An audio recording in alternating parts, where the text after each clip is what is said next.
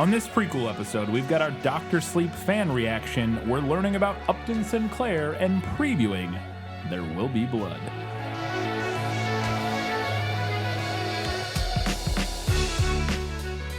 Hello, everyone, and welcome back to This Film Is Lit, the podcast where we talk about movies that are based on books. It's been a little while. We're ready to get back into the swing of things. We've got a fully stacked prequel episode. So we're going to get right into it with our patron shoutouts. I put up with you because your father and mother were our finest patrons, that's why. No new patrons this week, but we do want to thank our Academy Award winners, as always. And they are Matilde, Steve from Arizona, Paul, Kat Insminger, Jeff Niederhofer, Teresa Schwartz, Ian from Wine Country, Winchester's Forever, Kelly Napier, Gray Hightower, Eli Youngs, Gratch, Just Scratch. Shelby says, I tried picking good movies for a change to balance out the bad ones I requested before. That Darn Skag, V. Frank, and Alina Starkov. Thank you all very much for supporting us. What bad movies did I would have to look back and remember which ones. The last one I remember Dr. Sleep. And Dr. Sleep and Zathura. Yeah, those are both fine. Those are good movies. Maybe those were the good ones she's talking about. Yes, I assume those were the good ones that she's talking about. I don't remember what. And not. I don't recall what the other ones would have been. But anyways, thank you all very much for supporting us at the top level, the Academy Award-winning patron level. We appreciate it very much. Let's see what people had to say about Dr. Sleep.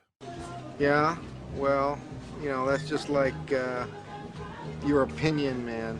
You had a question following our main episode.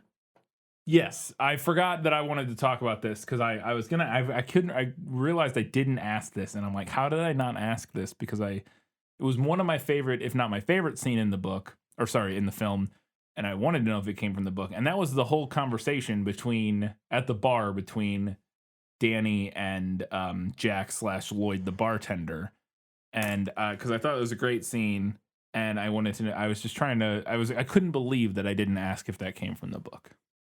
It does not. Okay. Well, there you go. It would have been an easy answer, asked and answered. Is there anything like that? Well, I guess the closest would be at the end. We get kind of a redemption. Does he talk to Jack? Is there any? Okay, so there's nothing where he has a conversation with the spirit of his father or anything like that. Okay, cool. All right. What do people have to say about Dr. Sleep? All right. On Patreon, we had 2 votes for the movie, 1 for the book. Opens Up for Nobody said, even before watching the movie, I knew I'd like the movie better. I think Stephen King is best when filtered through other people. The less input he has, the better. His concepts and themes are interesting. They have potential. It's just the writing I hate. He writes like a dweeb. I don't know if they're talking about Stephen King or George Lucas right now, but I think this criticism could apply to both of them. Like the literary version of a Garbage Pail Kids card. That pathetic kid in high school who says edgy things because he's hoping it'll make you squirm. That I can kind of agree with. I don't think anything he writes is scary. It's grimy. It makes me feel disgust, but at the author and not at what's happening in the story. I thought maybe my opinion would have changed since high school, but it gets under my skin in the same way. Not in the intended way. It just makes me frustrated. But whatever, with time I'll forget all the nonsense that made me mad and remember only the tiny bits that had potential. Anyway, my being a King hater aside, wishing y'all some happy stress-free times ahead. There you go. I will say, I actually don't think I've ever read Stephen King, or beyond excerpts. Mm-hmm. And if I did, it would have been in high school into some excerpts, and I do not remember. The only King that I've read has been for this show. Yeah. So make of that what you will. But your experience is not exactly the same as this comic. No, I like his stories. I mean, at least what I've read, I have enjoyed. I totally can understand what this person is talking about, though. Yeah. I do think there is, like, an air of like trying to provoke a response. Right. Outside of like, does this work within what I'm actually writing? Do you know what I mean? Yeah, well, I mean, one thing that jumps to mind is maybe the 9/11 thing. Yeah. Like having the baby predict 9/11, that might be one of those instances where it's like, well, this will get a reaction more so than, is this a good idea for the story? Does this work? Yeah. Or am I being edgy?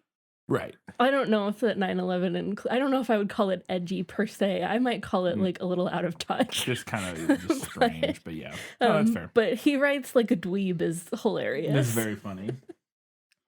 Our next comment was from Steve from Arizona, and who said, I'm not really a horror guy, so I rarely get interested in King's work, with a huge exception to Stanley Kubrick's The Shining.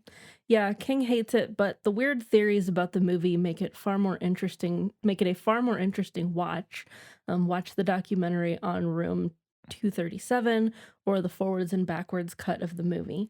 Anyway, I'm not terribly interested. The documentary is just called Room 237. That's the name of the documentary.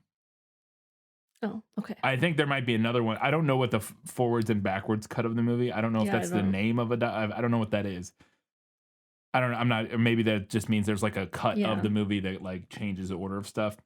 But Room 237 is a documentary about all of the conspiracy theories and stuff around the film. It's just like an exploration of like all the people that think it's like he was talking about how he faked the moon landing. He was part of the faked moon landing and blah, blah, blah, all this different stuff. So it's an interesting, I think I've seen the documentary. I can't remember. If I did, it's been years. But I remember it being interesting. All right. Anyway, I'm not terribly interested in Dr. Sleep and the convoluted world King creates. I absolutely dislike it when an IP does this. Brian asked for franchises that went wild with more money. This happens frequently in sci-fi.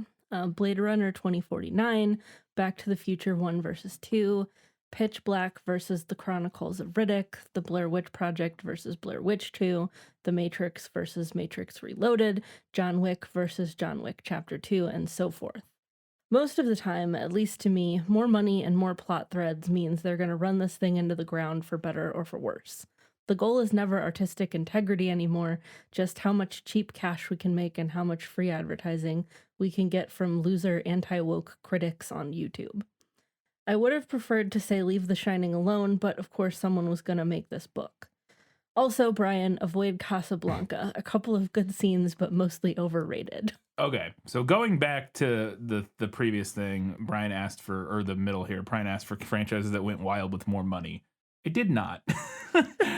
Just to kind of clarify. We were kind of trying to think of examples. But it wasn't with more money. It was who made a sequel and expanded the universe within the story to this thing that is well beyond the realms of what is contained within the first story. Yeah, there is a nothing to there. do with money, and what I was talking about at least. I will say that I think a very good example that Steve here did mention, a very good example of this that I had not thought of, again, mainly because I have not seen the second film in this series, or in this that he mentions here, and that is Pitch Black versus the Chronicles of Riddick, because that is very similar from what I know of Chronicles of Riddick. I've seen Pitch Black, and Pitch Black is just like a horror film about these people who crash on a planet that is at night.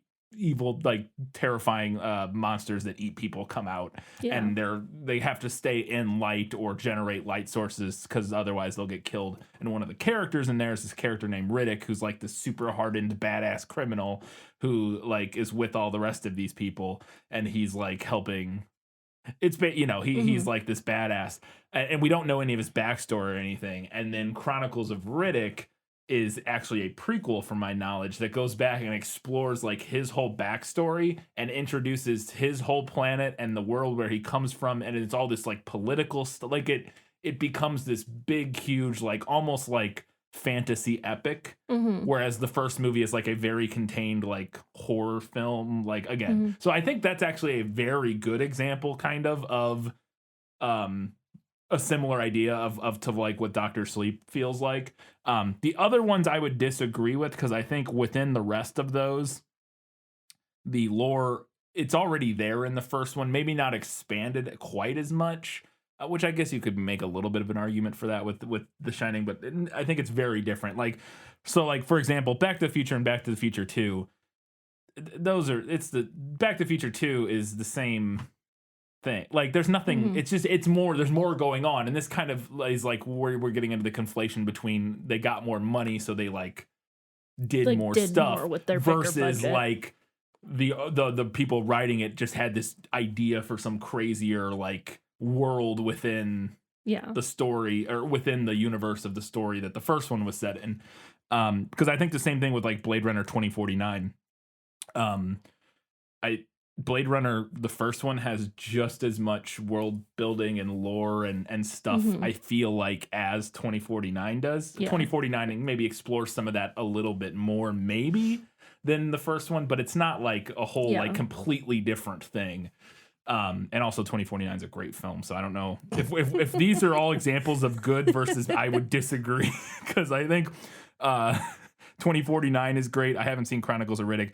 Matrix Reloaded is better than you remember. It's not good, but it has good stuff in it. And also that's another one where I would disagree, because everything, like, sure, we expand on some things, but the world of the Matrix is all there in the first one. And like we're setting up them living on the Nebuchadnezzar and all this sort of, like, all of the stuff that gets expanded on in the second one is already there in the first one. It's just kind of expanded.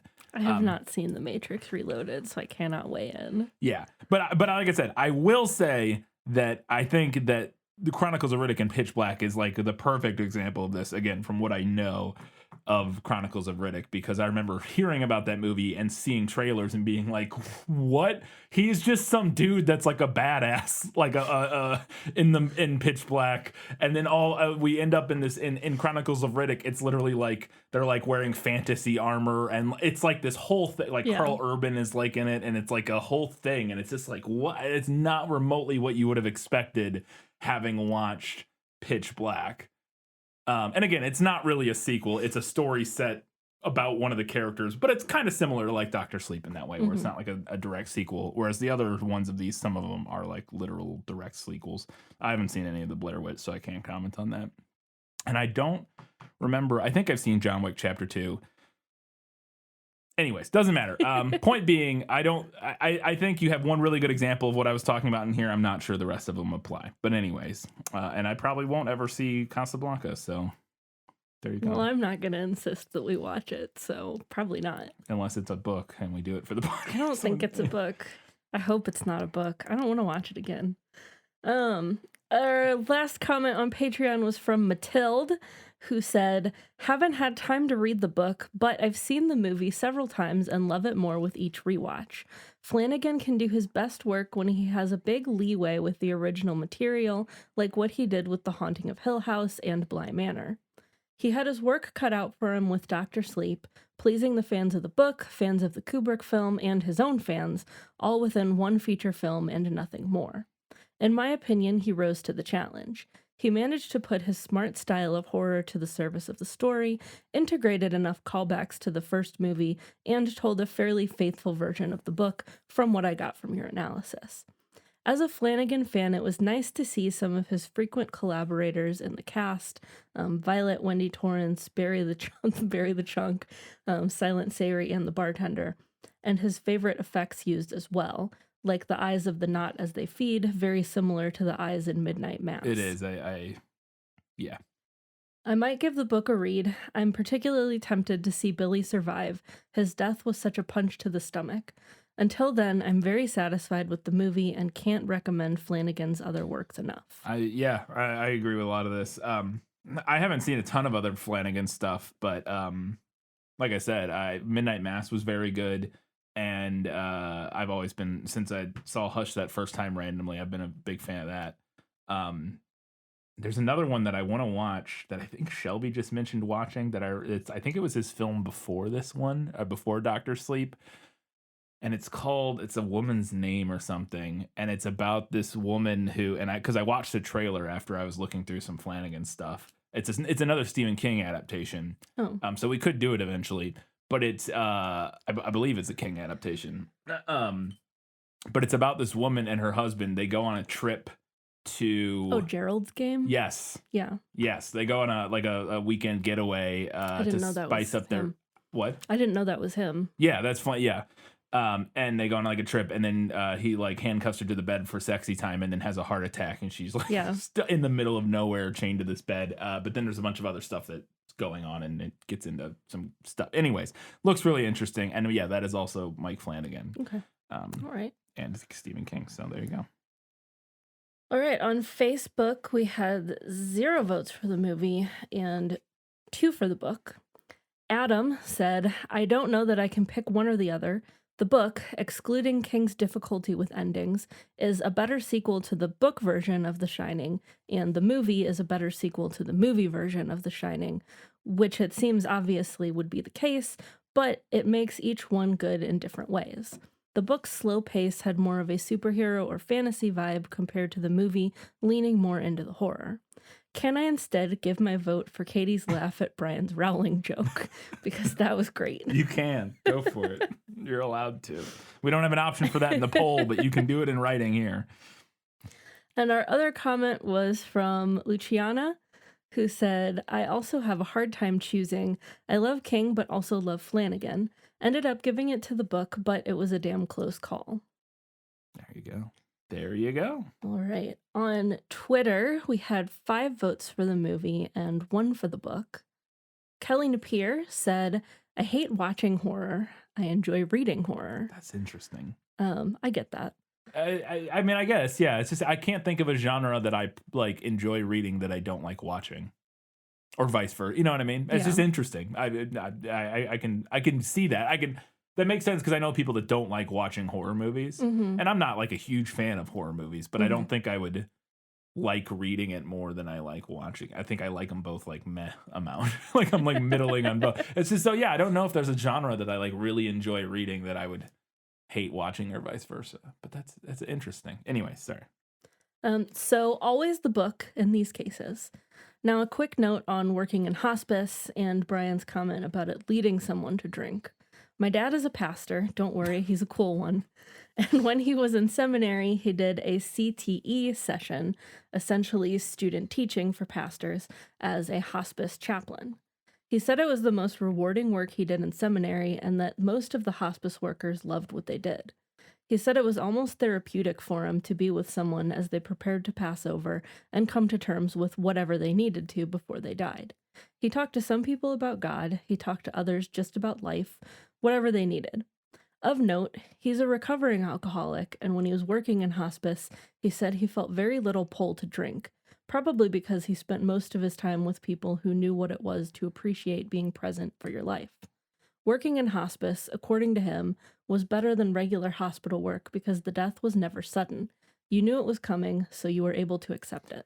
That's an interesting angle that I hadn't considered. And I was just purely guessing based on what you see. Yeah. I guess what you see in media mostly of like people who work in those kind of fields. But that does actually make a lot of sense after reading or, after hearing Kelly's comment here about it being different than something like, and I guess maybe that even was more so what I was like thinking of, just like working in a hospital or working as like an EMT worker or something where you're just like horrible things, seeing just like awful, horrible things stuff all the time. Obviously that would happen occasionally in hospice, but I think it's a very good point that it's rarely, if ever, sudden. It's, it's like a thing. And so you can kind of, it be like a more therapeutic thing. And I think that makes a lot of sense. And it's an interesting perspective that I hadn't considered. So thank you. Shelby's ready for spooky season said, for me, the best parts of the book are all in the first half. And the further it goes, the more it leans on King's tropes and random eccentricities that don't add anything. I need to talk about Snakebite Andy. In the book, she's Ace. Now, I've read a lot of Stephen King, and problematic ace-passing characters occur now and again in his older books, and when they show up in his newer books, they use the word asexual to describe themselves. He knows the word, and I know he tries to be an ally to the queer community, but I'm not sure what he thinks he's doing. I think he doesn't know. I think, he's yeah. just an old out of touch guy who's like trying Yeah. kind of, but doesn't want to be bothered to do too much like research. It's probably what's going on there. So Andy. In the book, she's immediately infatuated with Rose, a character she just met, which she thinks is strange because she tells us she's always identified as Ace. When she survives the transformation, Rose rewards her with marathon sex. You could argue Andy must be Gray Ace, except there's no indication she stops lusting after Rose, only realizes it's not going to happen, and so she gets a new partner in the group. They go on to have a very active sex life. And sure, a person's sex drive can change, but it really just reads like Rose is the siren archetype who shows Andy the error of her ways. And I'm glad that Shelby brought this up because I meant to mention it in the episode and I didn't get to take notes on this book because I was reading it so fast. Yeah. So it just blew right out of my mind because I noticed that too. Yeah. When Andy was like, "Oh, I've always thought I was asexual," and I was like, I haven't read enough King to know that he has like a history of iffy Ace characters. So when I read that, I was kind of like, okay, sure. All right. And then as that storyline progressed, I was kind of like,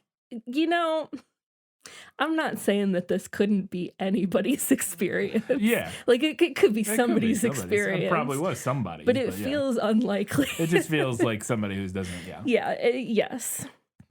Shelby went on to say, the movie sidestepped the topic of representation and made her much younger. In the book, she just looks young for her age. That fixes it, right? No more Ace, now she's a child. Which is better, bad rep or erased and infantilized? I don't know, but I do like her in the movie. She's a fun character. The cast is great, and I love that Danny gets to use his powers more in the movie. One of my favorite parts is when he discovers Abra's gone and he has to figure out how to find her. In the book, they just have to wait for the tranquilizer to wear off enough that she can guide him through everything. Danny still has a lot of shining as an adult, just let him use it. I love the mini found family with Danny and Abra.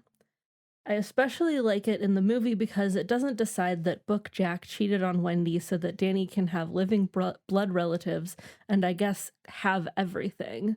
Scare quotes. The disrespect to Book Jack. He's a well-intentioned disaster trying to clean up his act for his family before the hotel steps in, and this book just decides he had a mistress too. Movie Jack, on the other hand, is just an asshole who gets no redemption arc. Good. I know what you mean about the maze scene being one too many references, but considering the story says everyone's mind is set up like a place, it makes sense to me that for Danny it would be the Overlook. It was a defining moment of his childhood. And finally, I thought it was brilliant that the movie takes the good ideas from the book's ending and repurposes the first book's ending into this movie. In the book The Shining, the Overlook possesses Jack to kill Danny, and here it possesses Danny to kill Abra. And the crucial point with the boiler stays. This is one of my favorite movie adaptations, so I'm giving it to the movie. Favorite movies and adaptations. Favorite movies and adaptations. On Instagram, we had 4 votes for the movie and 1 for the book. And Jane Rendelman said, the movie gets my vote because I found the way the book expanded on the characters was needlessly complicated and kind of ruined some of the characterizations from the first book. There were also subplot points that I felt were just silly, and I'm glad the movie cut out, like Danny vomiting out the spirit of the great-grandmother. I prefer the book version of The Shining as opposed to the movie, especially its ending.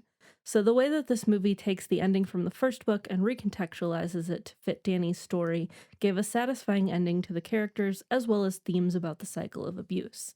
Overall, I think this movie does a good job at being a sequel to The Shining, both book and movie. Yeah, that's I think a thing that we kind of hear, a recurring thought that we're seeing from people. Mm-hmm. And I think in reviews and stuff in general of this is that it's kind of an impossible task. Yeah.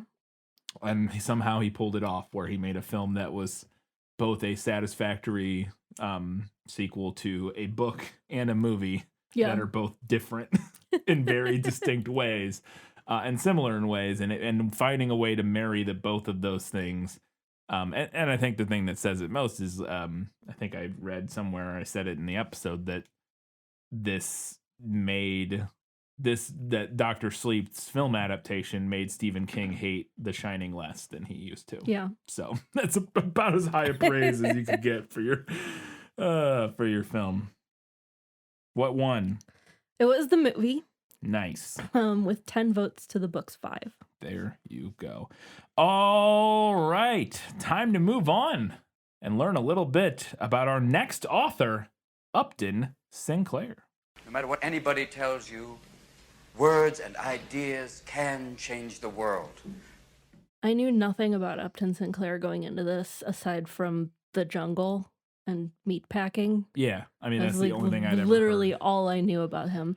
His Wikipedia article was a wild ride. Well, strap in. I came out in the living room to talk to you the other night while I was working on notes for this segment. Yeah. I was like, because the first part of his Wikipedia article is like socialism, workers' rights, working conditions. Yeah. Running for governor on a platform to end poverty. And I was like, sick. Based. Nice. Look at this guy.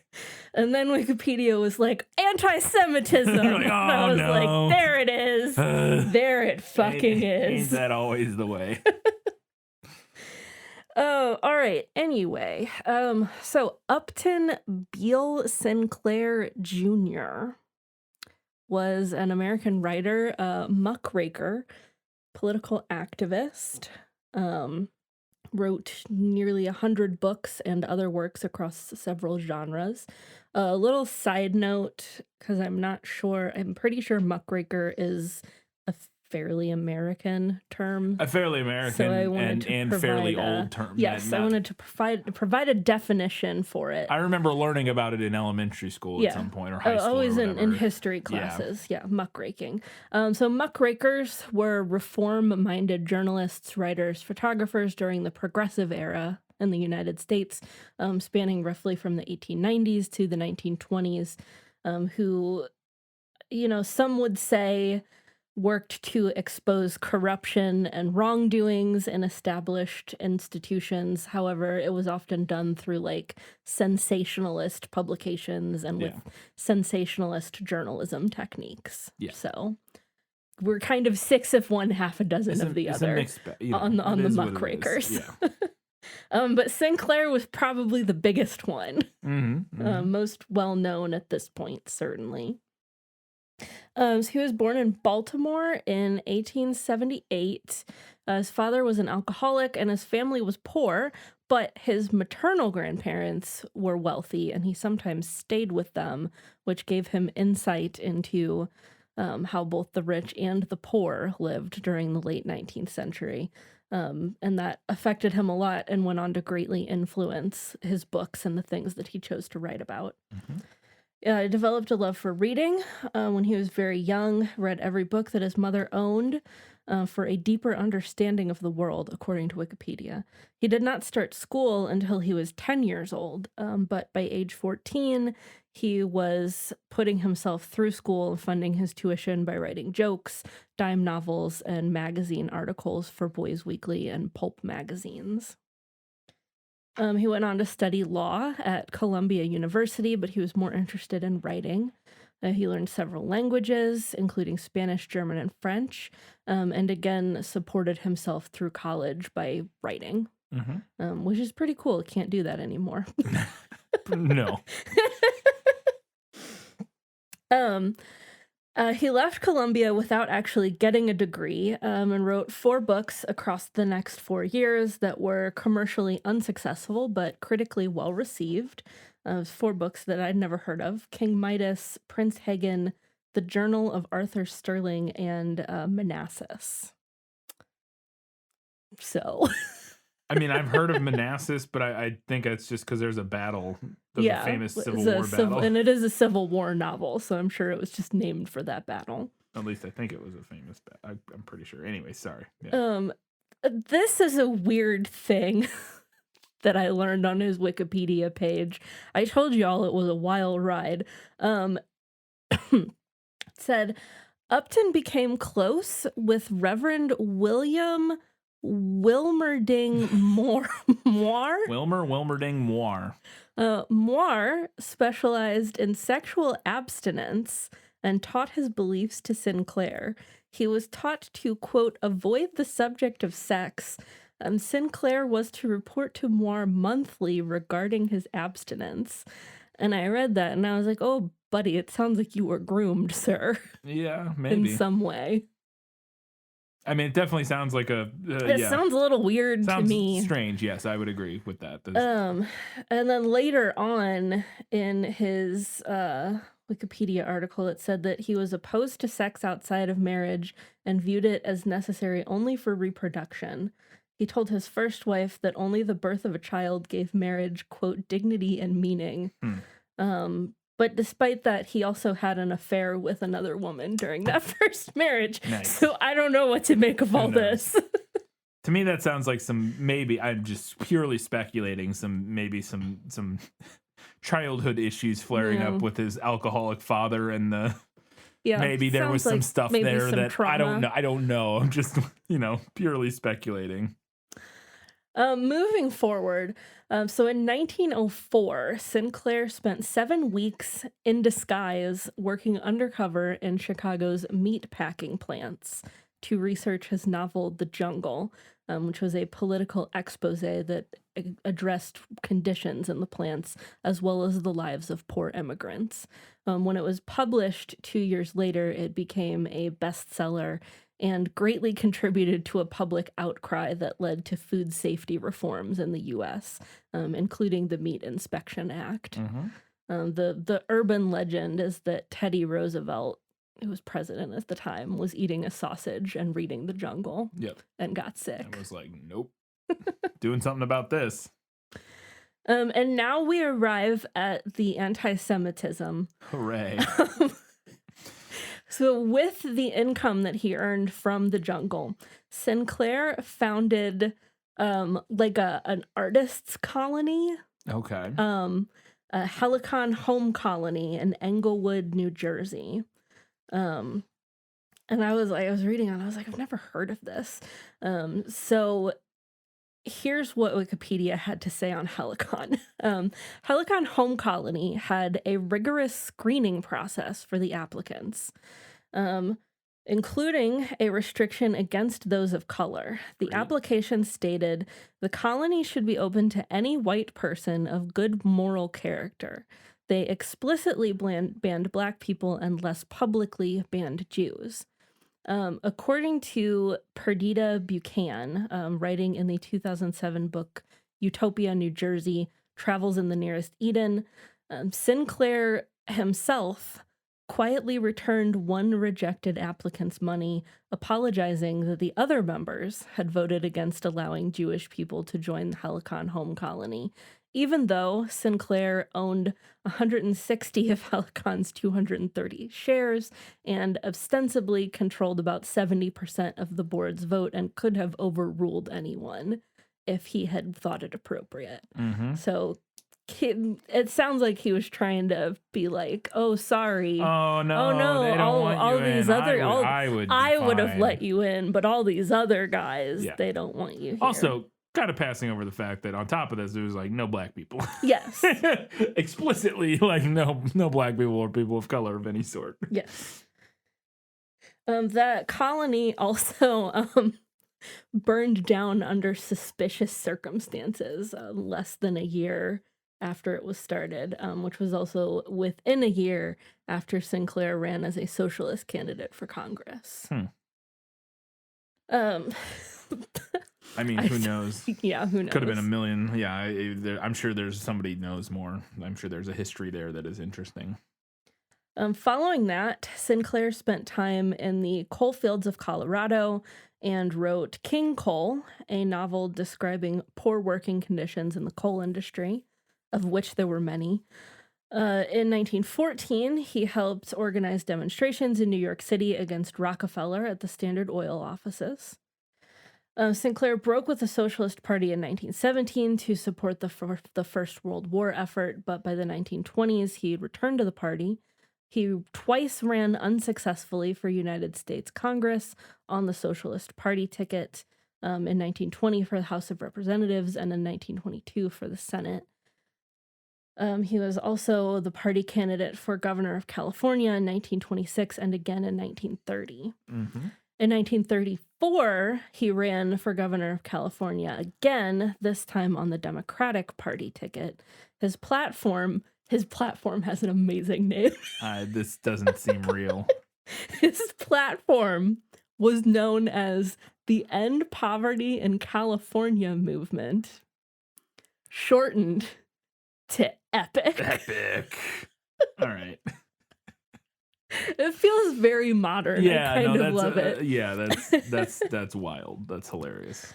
This was his most successful attempt, but incumbent Governor Frank Merriam still defeated him by a sizable margin. Allegedly, Hollywood studio bosses also unanimously opposed him and made false propaganda attacking him. Or maybe it wasn't false. Maybe they just told people, "Hey, this guy really hates Jews." I don't know. At the time, though, would that have been a problem? That actually wouldn't have been the propaganda that didn't. Yeah, you're right. The propaganda is this guy's a socialist in the 1930s. But that's not false propaganda. He was running. Well, he wasn't right. He was running on the Democratic ticket, but he was a socialist. That's not false propaganda. That's just. Well, I don't know.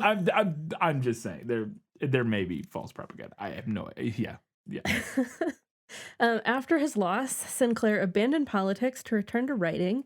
In 1935, he published I, Candidate for Governor and How I Got Licked, in which he described the techniques employed against him. Sinclair's line from this book, quote, "It is difficult to get a man to understand something when his salary depends on his not understanding it," I did not know that's where that came from. Has become well known, and for example, was quoted by Al Gore in An Inconvenient Truth. Yeah.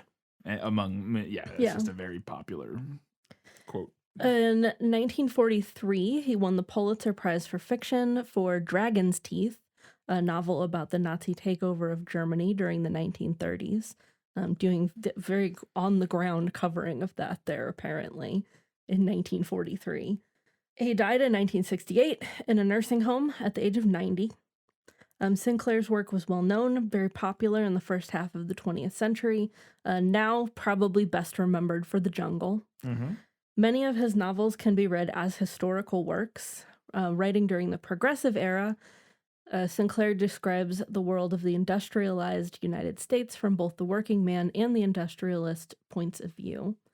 He is considered an early American democratic socialist. Interesting. What an interesting fellow. Yeah, very up and down. Yeah. kind of an experience. Which is learning about him. Fair. That most people in history are like that, but particularly you go back far. Yeah, it's back in the early 1900s. Oh, you were anti-Semitic? Like most people were anti-Semitic. So yeah. That's interesting. What an interesting guy. Well, let's learn a little bit now about the book we're going to be talking about, which is Oil. Ladies and gentlemen, I've traveled over half our state to be here tonight. I couldn't get away sooner because my new well was coming in at Coyote Hills and I had to see about it. Ladies and gentlemen, if I say I'm an oil man, you will agree. I'm a family man. I run a family business. This is my son and my partner, H.W. Plainview. You boys are a regular family business. Now, you have a great chance here. My son is a healer and a vessel for the Holy Spirit. He has a church. And you will be cast up and thrust back to perdition. I'm fixed like no other company in this field. I have a string of tools ready to put to work. That's why I can guarantee to start drilling and to put up the cash to back my word. I assure you, ladies and gentlemen, no matter what the others promise to do, when it comes to the showdown, they won't be there. Somebody tweeted about this and I replied to them on Twitter today about the exclamation mark in the title of this book. And I'm very committed to the exclamation mark here. I think it's great. I love it. I think he should have named all of his novels subsequently. I think King Cole should have been Coal. Coal. And I think The Jungle should have been Meat. Yeah. The tweet, or whoever it was there that you're talking about from one of our listeners today cracked me up because they were like, the oil with the exclamation point makes it sound like a musical. Like It does. It sounds like a yeah. Rodgers and Hammerstein. Like Oklahoma. Yeah. Doesn't Oklahoma have an exclamation point? I think it does. Maybe I think not. you're right. I think it does, but I could be wrong. Anyways. So Oil, ! Is a novel by Upton Sinclair, first published 1926 through 1927, and told as a third-person narrative. The book was written in the context of the Harding administration's Teapot Dome scandal. Quick aside note to provide a crumb of context for probably everyone. Yeah, I don't remember learning about this in school at all. I don't either. Probably didn't. So the Teapot Dome scandal was a bribery scandal involving the administration of United States President Warren G. Harding from 1921 to 1923. Secretary of the Interior Albert Bacon Fall had leased. Everyone had a great name really back in the day. People always had just ridiculous names. So he had leased Navy petroleum reserves at Teapot Dome in Wyoming, as well as 2 locations in California, to private oil companies at low rates without competitive bidding. The leases were subject of a seminal investigation by Senator Thomas J. Walsh, convicted of accepting bribes from the oil companies. Fall became the first presidential cabinet member to go to prison. So he was supposed to be leasing these petroleum reserves in a particular way, but he was found guilty of usually for that kind bribes. of thing. Like I said, without competitive bidding, I think would be the main thing there. Like he was like, here, you guys have this. Whereas if you were doing that above board, it would be, hey, this land is available. Yeah. Make an offer and then we'll pick, with the best, whatever. So yeah. So this book is loosely based on the life of Edward L. Doheny and the company he co-founded. Yeah, I don't know. Because I have notes about that guy as well. Yeah. I don't know. Pan American Petroleum and Transport Company, the California assets of which became Pan American Western Petroleum Company. And also the Strategic Alliance Union Independent Producers Agency, which was a consortium created in 1910 to bring oil via pipeline from Kern County to the Pacific Coast facilities of Union Oil Company at Port Hartford, which is now Port San Luis. My last note here, because there wasn't like a ton of information on this book. Oil was banned in Boston for its motel sex scene. Okay. So Sinclair's publisher printed 150 copies of a, quote, leaf fig edition with the offending 9 pages blacked out. Sinclair protested the banning and hoped to bring an obscenity case to trial. He did not, but the controversy helped make the book a bestseller. There you go. 9 pages. That's a long sex scene. Yeah. 9 pages. That's that's longer than any sex scene in 50 Shades of Grey. I feel like it's like a hell of a sex scene. All right. I'm interested in hear what when you read that part, what the heck's going on there. Anyways, I hope I don't have a fig leaf edition. Oh, that would be very funny. Let's go ahead now and talk about the adaptation. There Will Be Blood. There's a whole ocean of oil under our feet. No one can get at it except for me. We'll offer $150,000 for full title. When do we get our money, Daniel? I look at people and I see nothing worth liking. Don't bully me, Daniel, please!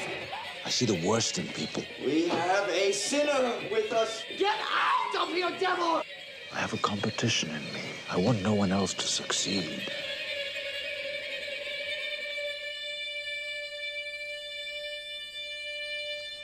I can't keep doing this on my own. With these,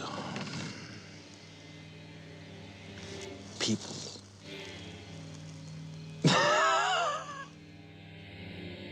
There Will Be Blood is a 2007 film written and directed by Paul Thomas Anderson, hereby after referred to as PTA, because I hate saying it. Well, I might say Paul Thomas Anderson.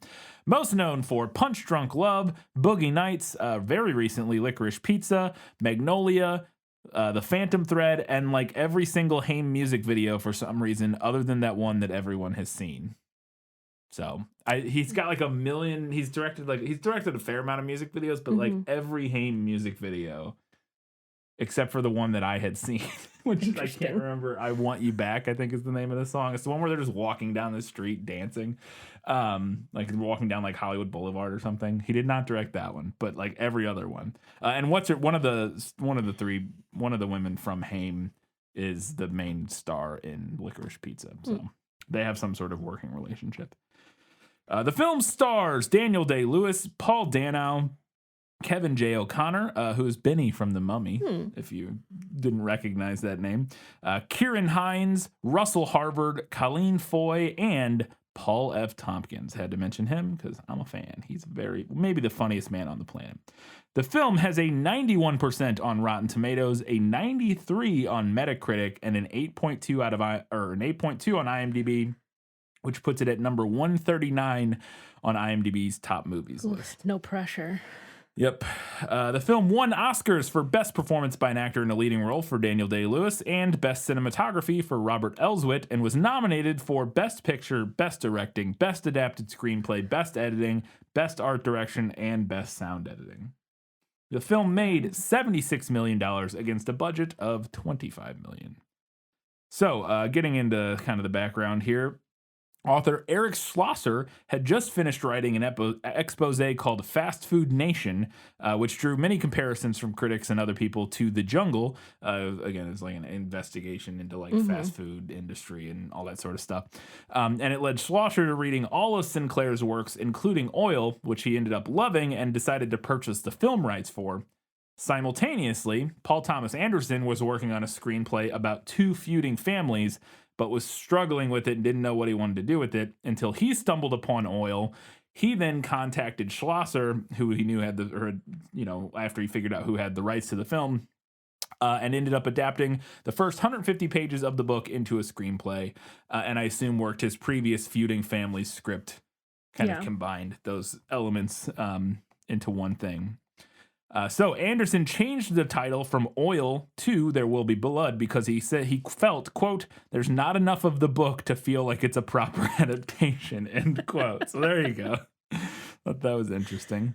I think he should have made it There Will Be Oil. There Will Be Oil. Exclamation mark. Yes. So on writing the screenplay, he said, quote, I can remember the way that my desk looked with so many different scraps of paper and books about the oil industry in the early 20th century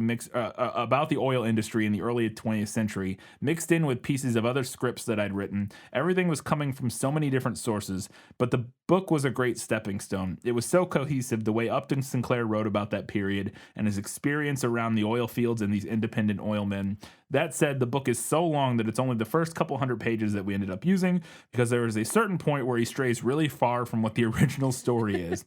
We were really unfaithful to the book. That's not to say I didn't really like the book. I loved it, but there were so many other things floating around, and at a certain point, I became aware of the stuff he was basing it on, and when he was writing about was the life of, and what he was writing about was the life of oil barons, mentioning Edward Doheny and Harry Sinclair. So it was really like having a good collaborator, the book.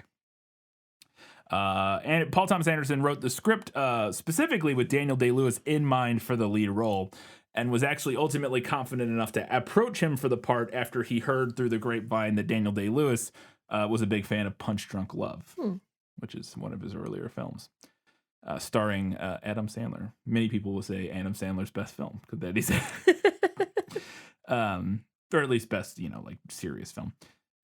So according to Joanne Seller, one of the film's producers, this was a very difficult film to finance because, quote, the studios didn't think it had the scope of a major motion picture, and it ended up taking 2 years to acquire financing for the film. Which is funny because it's not, the budget, $25 million is like nothing. Or it's not nothing, but it's a relatively small budget. So I thought this was really interesting. For the role of Plainview's son, and Plainview is Daniel Day-Lewis's character in the film, Paul Thomas Anderson looked at people in LA and New York, but realized that ultimately they needed someone from Texas who knew how to shoot shotguns and, quote, lived in that world. The filmmakers ended up asking around at a local school, and the principal recommended Dylan Frazier, who is the kid who would go on to play the role. They didn't have him read any scenes and instead talked to him and realized just from their conversation that he would be perfect for the role. And despite positive reviews for his performance in There Will Be Blood, it's his only acting role ever so far. So he did one and then he was like, nah. He was not an actor ahead of time. They just literally were like, Just hey, some kid. You'll be perfect. You know how to ride horses or whatever. You know, you like live on a farm in Texas. And then he just never acted again after that, or at least not yet. So this is really, I think I have a note I just wanted to mention. Speaking of, I saw this, the kid's mom, Dylan Frazier's mom, initially, she wanted to know like who the actors he would be working with. So they sent her a copy, so she found she watched a copy of Gangs of New York, which Daniel Day-Lewis is like a psychotic killer in that film. And she's like, I don't want my son around this guy. And then they sent her a different film. It wasn't, I can't remember what it was, but they sent her a film where he's like it's like a romance film where he's like a gentleman or whatever. It's not the one. Not A Room with a View. Not A Room with a View, but some other movie that he was in where he's like a nice guy. And she was like, oh, okay, that's fine. Kind of an asshole in A Room with a View too. Yes, that's why they wouldn't send. That's what I'm saying. But I saw the cover of the film and I can't remember what it's called for the life of me now. But it looks similar, like a similar time period, like period piece romance kind of thing. But I think he's like the actual like the hero. Yeah, like the male love interest in it. Anyways, so 2 weeks into filming, Paul Thomas Anderson made a pretty controversial decision and decided to replace the actor playing Eli Sunday with Paul Dano, who had originally only been cast in the much smaller role of Paul Sunday, the brother who ends up tipping off Plainview about the oil on the Sunday ranch.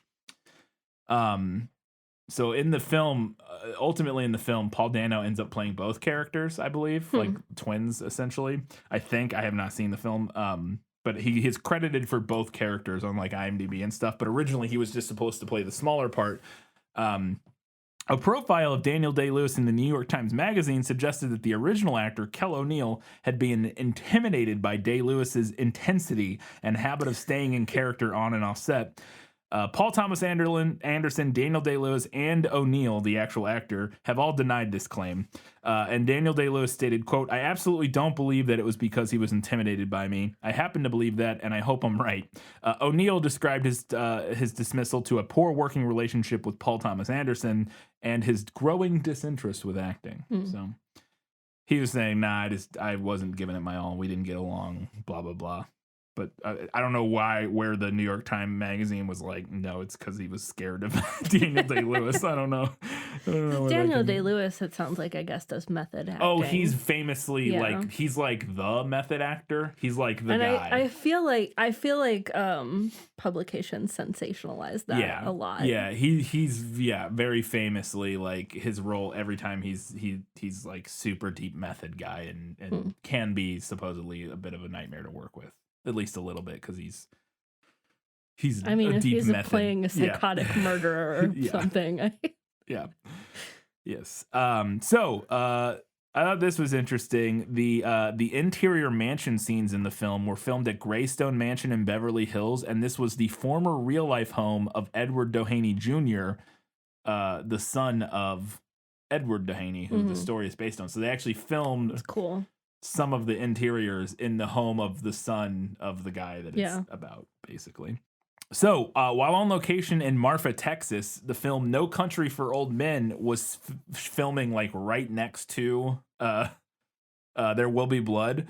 And apparently one day, Paul Thomas Anderson and the crew tested pyrotechnicals for one of a fire or something. And it caused this gigantic billowing smoke cloud that ended up getting into the shot that the Coen brothers were shooting next door, and they had to delay filming until the next day when the smoke dissipated, which I thought was interesting. This is all IMDb trivia facts, by the way, so this may be, take this with a grain of salt, but whatever. Every Wednesday night during editing, apparently, Paul Thomas Anderson and the rest of the production people that he was there with, working through the editing process, would have steak and straight vodka for dinner to stay in the mentality of Daniel Plainview. Apparently, Daniel Plainview eats steaks and drinks just straight up vodka for meals or something, or maybe just on Wednesdays. I don't know.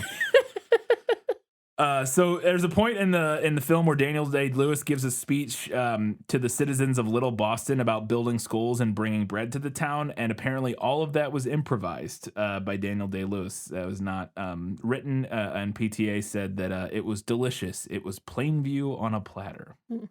So this is the first film directed by Paul Thomas Anderson not to feature Philip Seymour Hoffman, and the only one before Hoffman's death. This is literally the only time he didn't work with him when he could have. He's been in every one of his other films. Johnny Greenwood did the score for this film of Radiohead fame. He's one of the he's not Tom York, who everybody knows from Radiohead, but the other guy, the other songwriter in Radiohead, and he did the score for this film, and it was very well received, but it was not eligible for Best Original Screenplay or Best Original Score at the Academy Awards because it incorporates parts of his previous compositions, Popcorn Superhet Receiver and Body Song, as well as some other material composed by Arvo Part and Johannes Brahms. Yeah, Popcorn Superhet Receiver, which I listened to that. That's it's an interesting piece. I listened to some of it. It's like 20 minutes long. I didn't listen to the whole thing. But it's like this very, I don't even know the word for it, atmospheric kind of just like off-putting strings, and which is what the score for this film a lot is. And actually that was the reason that Paul Thomas Anderson wanted him. Paul Thomas Anderson had heard Popcorn Superhet Receiver and was like, this is the vibe I want. We love it. Yeah. So that's why he ended up getting him to work on the film. Apparently, Paul Thomas Anderson watched The Treasure of the Sierra Madre, which is a 1948 film, every night while he was working on the script for this film, because it was the main film that was like inspiration for his what he wanted to do with this one, which I have not seen. The Treasure of the Sierra Madre. This is why I can't make art to this level. I do not have the dedication to watch the same movie every night and eat steak and vodka for dinner. I could do the steak and vodka part. I just don't think I could do the steak part. The vodka, no. So, along with his win in 1989, Daniel Day-Lewis, when he won for this film, became only the 8th actor to win the Academy Award for Best Actor twice, which I thought was interesting. He actually ended up winning 3 times because he would later go on to win for Lincoln as well. But the other people who had, the other men who had won the award were Frederick March, Jack Nicholson, Marlon Brando, Gary Cooper, Tom Hanks, Dustin Hoffman, Spencer Tracy, and Sean Penn. Those are all the other people that have won twice or more. I think all of them have won twice. And again, Daniel Day-Lewis would go on to win a 3rd time. So I have to include this one because I thought it was fun. Paul F. Tompkins, again, if you don't know, Paul F. Tompkins is a comedian, stand-up comedian. He's probably most known now for his time on a podcast called Comedy Bang Bang, which I'm a big fan of.